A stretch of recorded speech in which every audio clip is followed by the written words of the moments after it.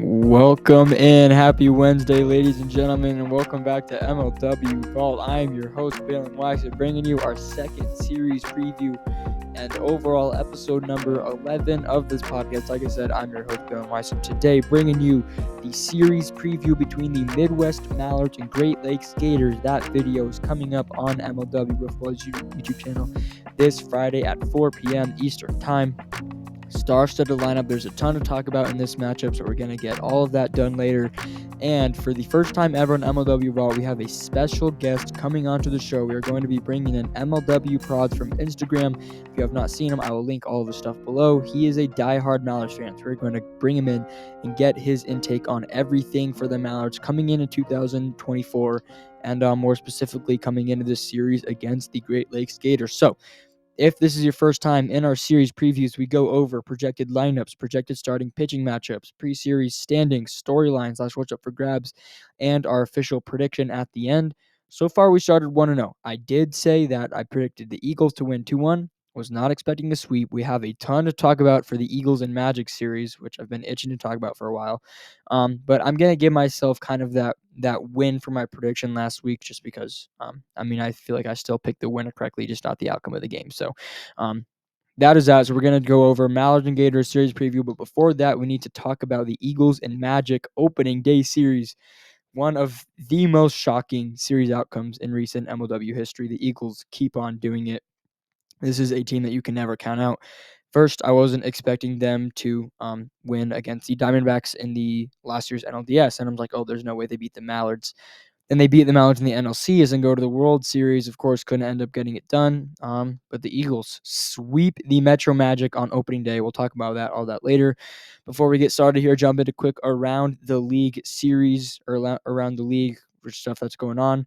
Of course, opening day series between the Eagles and Magic, but the kind of thing that's been on our mind for a while is the special series. So the 2024 special series have yet to be announced. We have the four regular season matchups that will happen, which is Diamondbacks versus Mallards, Cobras versus Wildcats, Magic versus Preds, and then Gators versus D-backs. The D-backs get 2, Eagles don't get any.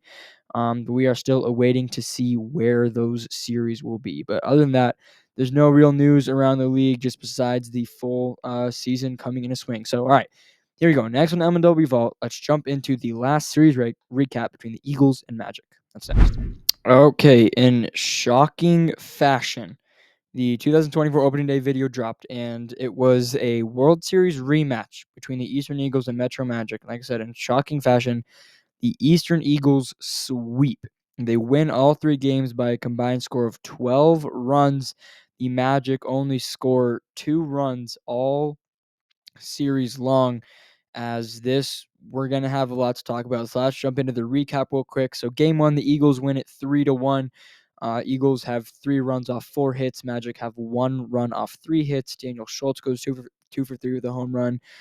Eagles got hits from Landon Urgaitis and Blade Walker. Metro Magic got hits from Grant Miller, Jordan Curdy, and Trevor Bonham. Walgate got touched up his first mound appearance of the season. I remember last year in his rookie year, he made it almost to the All-Star break. It might have even been to the All-Star break without giving up a run. And then he gives up 3 in his first game. And then Dallas Allen started the game for the Eagles. He gave up 1 run off 3 hits, but throws a complete game and a victory as he starts 1-0 on the mound. Game 2, Eagles win the series with a 6-1 victory. Eagles 6 runs off only 4 hits. So that shows how much the Magic struggled on the mound, how much they got on base. So the Eagles 6 runs off 4 hits. Magic 1 run off 1 hit. In game 2, Blade Walker goes 2 for 3 with a home run. Urgaitis had a pair of hits. Grant Miller got a hit. And Blade Walker gets the 1-pitch 1-run win on the mound. I do not think it was a home run. The Magic actually didn't hit a home run this series, which we'll talk about why that matters later. But Blade Walker gets the win on the bump. He starts 1-0. And then game 3, Eagles lead the series 2-0. Magic already down in the dumps, but it's really important to get that one win. Get your team in the win column because there is a massive difference between 1-2 and 0-3. And then game 3, the Eagles win 5-0. Eagles five runs on 5 hits. Magic get goose egged. No runs in this one. They got 1 hit though. Had an error in the field. Dirty Dan with 2 hits. Dallas Allen struck out 7 in his shutout victory on the mound. RJ Walgate did not finish the game as Grant Miller came in and pitched. I think Miller came in as relief in games 2 and 3. So Trevor Bonham and RJ Walgate both unable to finish their first and second starts of the season, as might have to see Grant Miller on the bump. So top to bottom, Metro Magic with 5 hits on the series. They score 2 runs. Eagles with 12 hits. No, 13 hits on the series for the Eagles in a combined as they outscore them by 12 runs in 3 games. The analysis for this, we're going to go team by team. Starting off with the Eagles. This was a sweep in all senses of the word.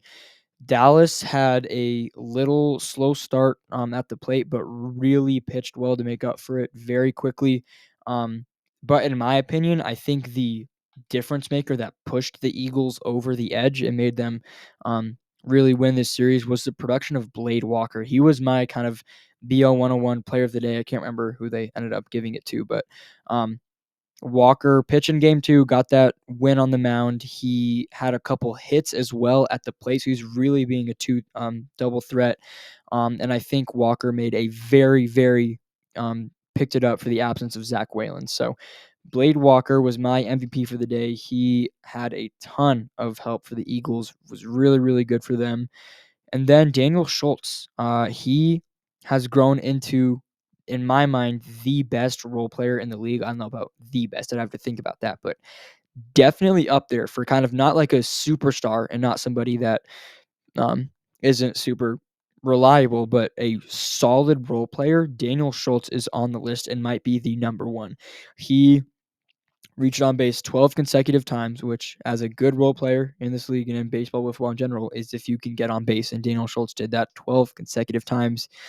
He flirted with MLW record at 15, which is held by Ryan Kelly, but could not get it just quite off of a fielder's choice ground out. So if there's nobody on base, Schultz probably could have stretched it to 13. But Daniel, 12 consecutive reached on base as the Eagles really, really good offense. I think their offense overperformed their pitching and defense.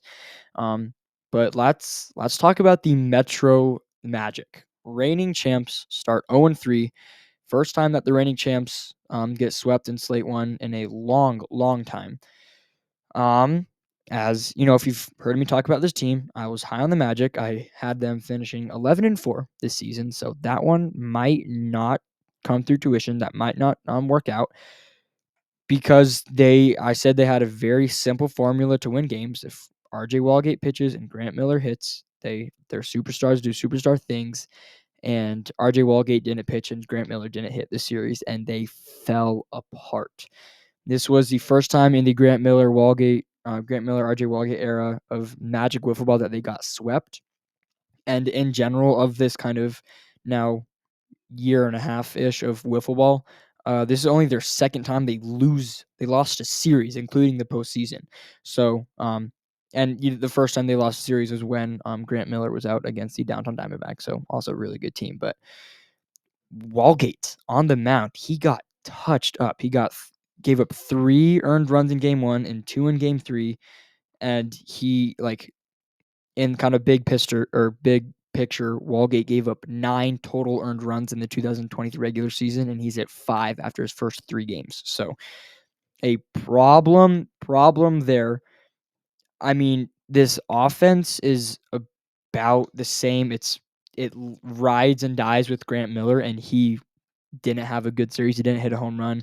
One of them, I was rewatching the video, and one of them could have gone out, but the wind just killed it in midair. So could have a bomb, but I mean, you gotta, go with the conditions. So, I'm not as scared as this offense performance just because it's what we saw last year. But if anything, this bullpen needs to turn it around quickly. They, along with their bullpen, they are getting zero help from the field. And, I don't think the Eagles hitters were necessarily making it easy, but like that third base line, wherever it was like Bonham or Miller that was playing there, could not make a play. I think it was a little spot in like game 2 or 3 where they where it got hit to them like 2 or 3 times in a row, and every single one was bobbled that could have been outs for like fielder's choice or maybe even thrown out at first. So bullpen needs to turn it around quickly. They could have been facing one of the best offenses in the league. Maybe they're just making the Eagles offense look really, really good. But it's, we can overthink everything and be like, oh, all these little minor details, but it comes down to just executing. It comes down to hitting home runs and pitching well, and they did neither of those things. So bullpen needs to turn it around. Miller needs to hit some home runs. They're going to need some help offensively that's outside of Miller. Cannot stress that enough. They're going to need to get base hits from Trevor Bonham. They're going to need to get quality at-bats from Jack Agner and Jordan Curdy. And A.J. Ackerman, who so far we can say it was a fluke, his one kind of World Series day where he was incredible, because he hasn't had a day to back it up since. So the Magic have the potential on offense to help out Miller, but I mean, we haven't seen it so far. So, with Grant Miller struggling in these 3 games, it just truly shows that how fragile this offense actually is. Because, when Grant Miller isn't posting a 1,700 OPS, whatever he is, when he's not posting 700 OPS and hitting 2 home runs a series, the at-bats truly struggle. And it does make a difference how we're not seeing the full at-bats. Like, we're not seeing how deep the Magic are, like, if the Magic are really working the count. But, I mean, it's just it's scary for the Magic, and I everything I've said has been negative, but from my personal opinion, I'm pretty far away from hitting the panic button on this Magic team right now. But this was alarming nonetheless. This is okay, let's wake up. We're the reigning champs. We're gonna have to defend our title a little bit. So, man, was not expecting this. Super, super shocking. The Magic, I'm not sure who they play next, but it's got to be a series win at least to try to get to yourself at 2-4 going into series number 3. But Metro Magic 0-3 start. They're going to need to figure it out. Going to need some help from bullpen and offense. So Eagles sweep opening day. They start 3-0. Magic in an 0-3 hole to start the season. But let's talk about the future. Next up here on MLW Vault, let's jump into our series preview between the Mallards and Gators, featuring Mallards Pros on Instagram. That's next.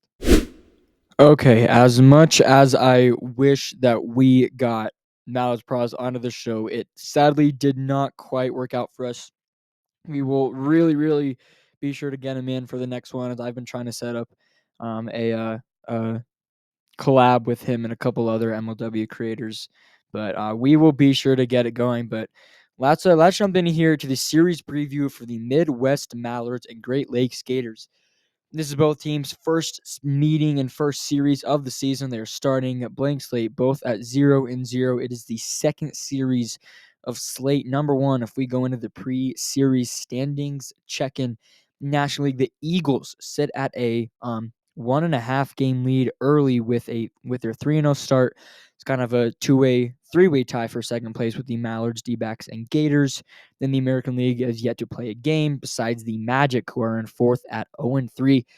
Now that I think about it, looking at the standings here, with the Metro Magic at number 3, with 3 losses, 0-3, that kind of gives the Cobras a little bit of time to maybe sneak their way into the postseason. But still a long season. Magic got 12 more games to play. So let's jump into here the expected batting lineups for the Midwest Mallards. They have at leadoff Mr. Jordan Robles, followed by Tommy Coughlin, who both were actually MVP finalists last season, and then the new shiny addition, Brendan Jorgensen. He is here. He is back playing it's how fitting that his first series with the Mallards is against the Great Lakes Gators. We'll get into more about how everything can go down later, but Preston Colm, in my mind, is a number 4 hitter, but then they have a little bit of space if they want to stretch their lineup to 5 batters with Brendan Davenport or Matt Collington. So Mallards, in my mind, lineup go Robles, Coughlin, Jorgensen, and Colm. And then over to the Great Lakes Gators, this brand new looking team. Batting leadoff, I have Sawyer Bien, followed by their number 2 overall draft pick, Jeremy Adams. Number 2, then I have the 2 vets at Jason Chadwick and Chris Cheatham. And then number 5, Aiden Richard. So this is their team. They have 5 guys. They have the smallest lineup this season. And Reese Harris was another guy that they lost. He just said he wasn't on the roster list, so it doesn't sound like he's necessarily coming back. So it is this 5, and 3 of them are new. Sawyer Bean, Jeremy Adams, and Aiden Richard coming in to the Great Lakes Gators organization led by Chris Cheatham. We'll talk about how all this means and this new era that we're beginning of Gators football later in the episode. But those are the expected batting lineups. Now, pitching matchups. We did predict all 3 games correct for slate 1, or I guess for the first series between the Eagles and Magic. So we have more of an idea for the Mallards than we do the Gators. But then again, there are some question marks for who's going to start game 2 for the Mallards. So these might not be super correct. But game 1, I have Jordan Robles starting for the Midwest Mallards. That is a shoo-in. And then, I'm going to go Sawyer Bean getting a start for the Gators. In my mind, it's really between Sawyer Bean or Jeremy Adams for getting that start. But I'm going to give it to Sawyer Bean just because they traded for him. And when they brought him in, Christian said that he's going to be their number 1 guy. So, that means I have Bean starting game 1 and then batting on leadoff. So, really a new face of the franchise kind of guy for the Great Lakes Gators here in Sawyer Bean. So, game 1, I'm going Jordan Robles for Sawyer Bean. Game 2, this is where it gets crazy, and I guess unpredictable more. So for the Mallards, I'm going to go with Preston Colm getting the start on the bump for the Ducks in game 2. From the sound of it on the Pipe It Up podcast, it is said that it is going to be Preston Colm doing it. So I could see possibly Brendan Jorgensen getting the mound, maybe Davenport. It's definitely not going to be Brendan Davenport and Matt Connaughton. So I feel like game 2 is really going to be between Preston Colm or Brendan Jorgensen. And in my mind, we've seen Jorgensen on the mound. He's been good. He threw about half the innings for the Gators last season. But I'm gonna go with Preston Colm starting game 2 for the Mallards. And then for the Gators, give me their fresh new rookie Jeremy Adams starting on the bump for game number 2. I think the Gators rotation here can go a couple different ways. We'll see. We'll see if Aiden Richard, their undrafted free agent, will pitch at all. Chris Cheatham, still threw half the Gators innings last season. Jason Chadwick can come back. They have 5 different arms that they can go to, which might be a really good thing for the Great Lakes Gators with their small lineup, but being able to get production from all 5 guys. So game 2, I'm going to go Preston Colm versus Jeremy Adams. And then game 3, Jordan Robles, I'm going to go back on the mound for the Mallards, and then either Sawyer Bien or Jeremy Adams in game 3. I guess I'll just say Sawyer Bien because we've seen him on the mound, but I think it kind of depends on who has a better outing for the Gators in their first 2 starts. So Robles versus either Sawyer Bien or Jeremy Adams in the expected pitching matchups for the series. Okay, let's get into the series storylines because there are a lot that if we dig a little bit farther into both teams that these two teams run pretty deep, and now with the Brennan Jorgensen move, they have a lot more history as the number 1 series storyline coming into this series is going to be the Brendan Jorgensen revenge series. He's ended his 4-season tenure with the Gators, spent 3 years technically, but 4 seasons with the Gators. And he was a number 1 overall pick in 2020 via the Gators. He won the World Series in 2020 with them. Won Comeback Player of the Year in his final season there, but then in the 2024 draft was dealt over to the Midwest Mallards. So we are going to likely see Brendan Jorgensen up to the plate against Sawyer Bean. I would be surprised if Chris Cheatham starts a game. I could see him much more likely coming in as relief if either Bean or Adams gets touched up, which might happen because they're playing the best offense in the league. So we could hypothetically see Brennan Jorgensen against Chris Cheatham or against Jason Chadwick as he kind of starts his this new era of his career with the Ducks. So number one thing to watch for, Brennan Jorgensen in his new team against his old team. We'll see if that sparks kind of this new comeback as the Gators and Mallards both in the National League. They're going to be seeing each other once a year. So could spark a rivalry there. So Brennan Jorgensen versus Gators, the first one here. Next one around the Gators is this is a new era in Great Lakes Gators wiffle ball. They have, from their 5-man roster, 2 of those 5 players are returning to this team. So their 5 players last year were Brendan Zerlag, the manager, Brennan Jorgensen, Chris Cheatham, Jason Chadwick, and Reese Harris. Now, the only 2 guys of those 5 that are on the team left are Chris Cheatham and Jason Chadwick. Brennan Zerlag got traded to the Cobras. Brennan Jorgensen traded to the Mallards. Reese Harris was cut, and they filled up those three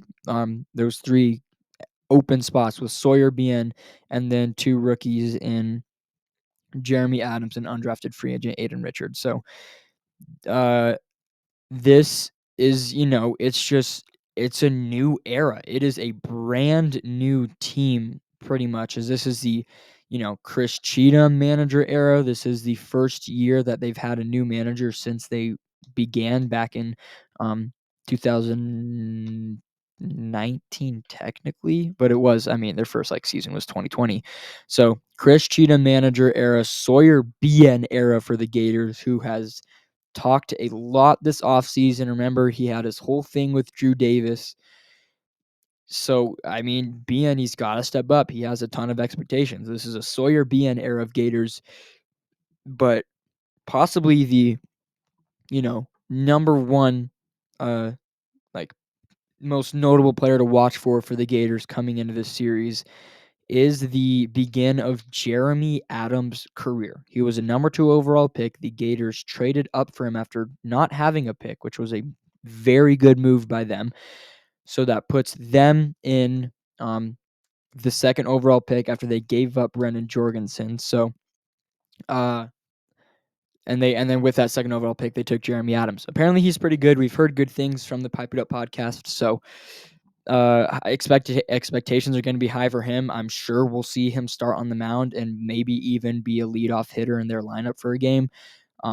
But this, again, I believe Jeremy Adams should be kind of the face of this new Gators franchise, because it could be Cheatham.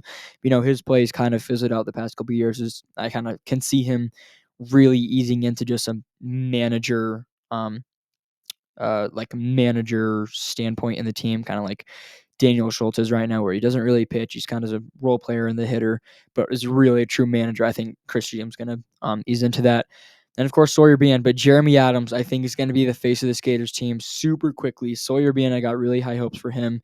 It's almost like Sawyer Bien, I don't want to hold him on a tightrope, but Bien needs to perform this season. After everything that went down, Sawyer is not allowed to play poorly in 2024 because he talked his talk. He left a team to join a worse team, which now that's arguable coming into the season, but Bien's going to have a lot riding on this, but I think Jeremy Adams, like I said, is going to be face of the franchise, the guy to watch coming into 2024 for the Great Lakes Gators. Switching gears here for the Mallards. They're my World Series prediction, and this season for the Midwest Mallards is an official World Series or bust. If not this year, it is everything on the line in 2025. If they don't win it in 2025, it's not working and they should make changes. More specifically, for the team, this is a World Series or bust season. But 2024 is a legacy-defining season for Jordan Robles because he has been very mixed so far. He's been one of the best players the 2 regular season series we've seen him. And then when the Mallards have high hopes, they win the regular season championship in the National League. They're in the NLCS. They've lost it back-to-back years and have not played in one World Series in the past 2 seasons. And a lot of that is pointing to Jordan Robles because he's a guy that's starting every single game on the mound for the Mallards.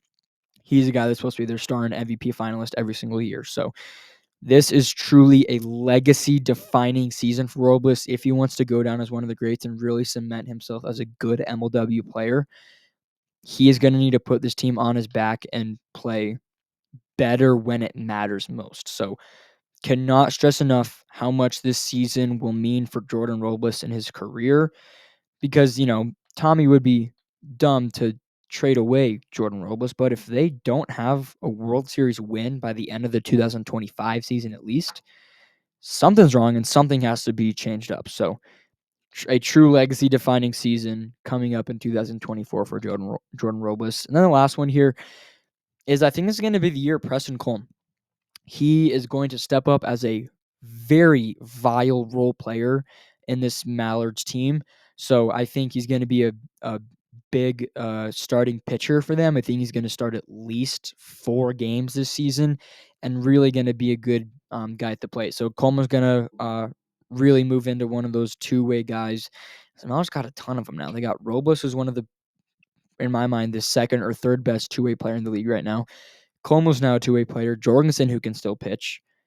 Mallards are dangerous. And the season's World Series or bust, legacy-defining season for Jordan Robles, and the birth of Preston Colm in MLW. So, with all of that said, what is my series prediction? There's nothing that's up for grabs yet because it's, second series of the season. But my prediction, if you go player for player, and if you go pitcher for pitcher, in my expected pitching matchups, I don't see the Gators winning a game this series just because of how young they are, how new this team is. This is likely the first time they have all 5 guys in one spot together, and they have a lot of question marks on the rubber. We don't know what that's going to look like. We don't know how that's going to go down. We don't know what this offensive lineup is going to look like. So it doesn't help that the Gators are playing like the World Series favorite in my mind and the ideal best team in the league. So with all of that said, I think with the Gators working out some growing pains, a brand new team, I'm going to go with a Midwest Mallard sweep. We got 2 sweeps to start the year. Mallards tied the Eagles for first place in the National League at 3-0, and the Gators off to another painfully slow start for them, but I think they'll pick it up later. So give me the Midwest Mallards sweeping the Great Lakes Gators here to start their season. Ladies and gentlemen, that is going to wrap it up today. Thank you so much for tuning back in. Be sure to tune into the MLW Wiffle Ball YouTube channel this Friday, 4 p.m. Eastern Time, is Mallards versus Gators. See if my prediction was correct. And ladies and gentlemen, I'll see you all next Wednesday. Peace.